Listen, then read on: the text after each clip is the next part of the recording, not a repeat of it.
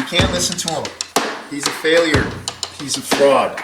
He's not a real dog trainer. Stick around because I'm going to be explaining who they're talking about.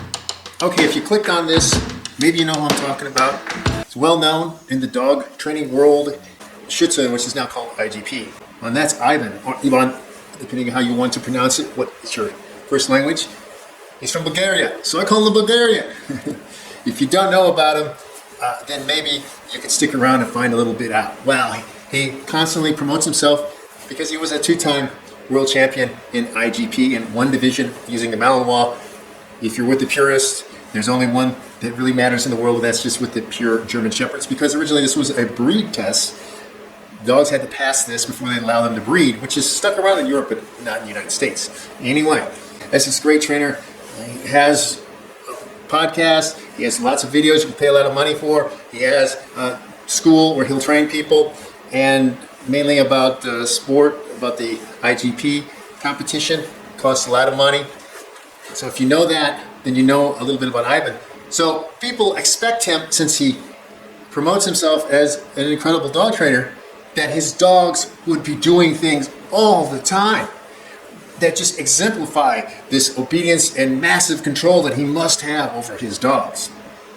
All right, well, here's something where Ivan was trying to maybe get more views for a very short video that he put out on YouTube Shorts, and that's with him and one of his Malinois that he's going to sell for a huge amount of money as a protection dog to people who are overpaying. I'm going to throw that out there because I'm honest. You can get you dogs that can do the same things for less money than he's charging.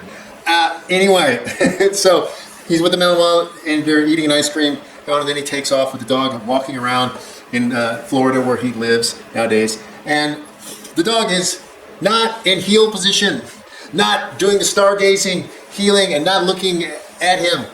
Some people would call it forging. The dog was going ahead.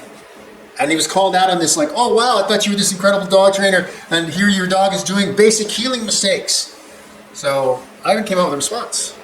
And this is a reaction to all of that. Okay, I can understand him trying to get more views, and controversy is going to follow on this, but it is a good point. So he came out with a response to that, and he said a few things. Now, where do I come along? Well, if you don't know who I am, I've been training dogs before Ivan. Started in 1974, and I've trained all sorts of different types of dogs. You can see my work. It's on YouTube. People not match me.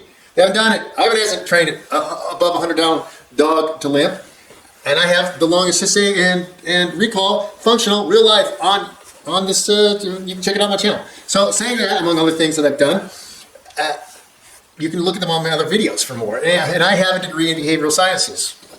I come from an academic background. I'm a published academic linguist, for one thing. But I say that because I got to give you a short credential speech, and then we can move back to what Ivan responded with, and that was that, hey, too many people are trying to do forced obedience. And I agree, and a lot of other people who are going to agree, who are considered great trainers. Because we're not trying, I call it the SS. I see a lot of these pet dog trainers at the park and stuff, and they're the lowest of the low. They're like Little League, if you're going to use an analogy between Little League and Major League Baseball, for one thing. They're like the Little League level. These pet dog trainers that overcharge, and that's all they've done. They can't do anything else, and they will reject certain dogs and breeds because their method won't work with that dog, especially the franchise and microwave type style, which I'll go into in another time, in another video. But what I want to say is that this SS style of the dog is going to pay attention to me at all times, and the dog, I'm going on a walk and I'm trying to impress him, as the same thing as being in the military, and you have to move around at all times as if you're in parade form. You're marching in a parade form. This is not functional. This is not relaxed. This is not normal. This is not how you get things done. And this is what Ivan was saying, and I agree with this 100%. It's the dog's time. If you're going out to the park or you're walking around normally, the dog does not do this, and especially doesn't do the stupid stargazing thing, which is not functional and ridiculous. Something brought during the 90s to the Shih Tzu area from prior horse trainers who brought in dressage and all this stuff. Anyway, it's not functional. We don't do it with tactical dogs. We don't do it with movie dogs at all. It looks stupid. And this is the thing. The dog can be a canine. You must allow the dog to sniff. I know a lot of pet dogs, I don't allow my dog to sniff. You're a moron. You're an idiot. The emotional health of a dog is around their nose. If you deprive them from doing this, it's the same thing as me coming in, blindfolding you, putting soundproof earmuffs over you, and sticking you into a chamber where you can't get any sort of stimulus. It's going to drive you insane. Few people can take these sensory deprivation tanks, for example. It's the same thing. If you're doing this to the dog, you are frustrating the dog, you're creating a problem, and you're emotionally handicapping the dog. The ones that must always have this, the dog must do this, must pay attention to me, the dog must be focused on me at all times. One, this is not tactical. You've never trained military scout dogs. They're not focused on your ass. You want to stay alive? They're focusing on what's out there. The same thing can be said about some other dogs, but I'm talking about stuff I know about, okay? Same thing with sled dogs and Iditarod. Do you think that lead dog is focusing on your ass in the back? No, and he better not be either. So I'm saying these things so that you understand that high-level dog trainers, which these pet dog trainers can't begin to train an anti-poaching dog. They can't begin to train an avalanche dog. They can't begin to train any of these types of dogs that do serious work where things are mortal consequence. They just want to overdrive this to look impressive, but it's not impressive. It shows me that you have some sort of obsessive compulsive desire to control. And a lot of times I see these people who, maybe they should be going to the gym and exercising that mental control on themselves, okay?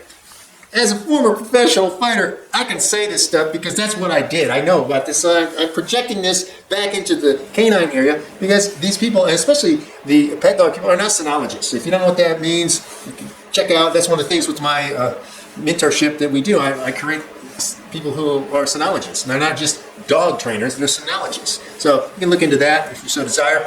But what I'm saying here is that, yeah, I agree with Ivan on this. He's not the only one to say this. I think Michael Ellis, for someone who's well known, there's lots of people I can bring up that are great dog trainers that you would know, but the ones that names I'm mentioning are people that you can find on YouTube and other places, and that you can find what they're saying. Yeah, we agree, because the dog is performing. It's the same thing if you're a high-level gymnast and you can do cartwheels and round-offs and jumps and all those sorts of things, backflips. Do you go around doing that when you're going out, walking down the street? Do you do that? Is that what you do now? So this having to have the dog glued to your side, and the pet dog people can't even tell you, why do you have the dog on the left-hand side? Why the hell do you have the dog on the left-hand side? Why? Why is this dog? They don't even know the history of the reasoning for that, and they don't even know what the difference is, and they don't know what tactical is anymore. And they can't train hunting dogs, by the way, either. Bring that up. I bring all these things up because I want to point out their limitations, while yet they want to act like they're experts. So, was Ivan wrong? Was he a failure as a dog trainer? No. He knows that the dog needs to be a dog and have time to himself, and allows the dog. This is not important times. When they're walking around, there's no threat. If these are protection dogs, so if there is a threat, the dog's going to change and go into protection mode. Okay, and then this is where the obedience and the commands and all the signaling is important. But when you're walking around with the dog, and the dog is not taking off 100 meters ahead of you and stuff, in the case of this type of dog, the dog is around you, within a meter of you, that's fine. This is a higher level than what these pet dog people know. So, so my reaction to Ivan, yeah, he's correct. This is fine. This is wonderful. What's wrong are the people who don't know anything, who are acting like they're self-granted experts, and yet they haven't trained dogs to do things that these other people have.